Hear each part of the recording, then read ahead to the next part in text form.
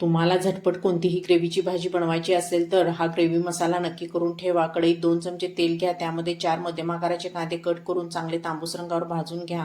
10 ते 12 लसूण पाकळ्या, 1 इंच आलं, 2 हिरव्या मिरचीचे तुकडे, 2 चमचे किसलेले ओले किंवा सुके खोबरे घालून परतून घ्या. 5 ते 6 मध्यम आकाराचा टोमॅटो कट करून त्यातील बिया काढून तेलावर चांगले मऊ होईपर्यंत परतून घ्या. गॅस बंद करायचा.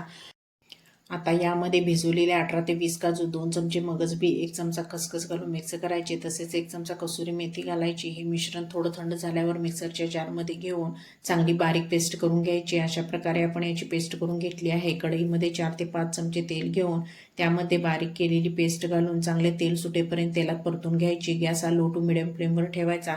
तुम्ही इथे बघू शकता 15 मिनिटांमध्ये ग्रेव्हीला तेल सुटले आहे. कलर देखील चेंज झालेला आहे. गॅस बंद करायचा. आता हा ग्रेव्ही मसाला पूर्णपणे थंड झाल्यावर एखाद्या हवाबंद डब्यात भरून फ्रीझरमध्ये ठेवायचा. 4 ते 5 महिने छान टिकतो.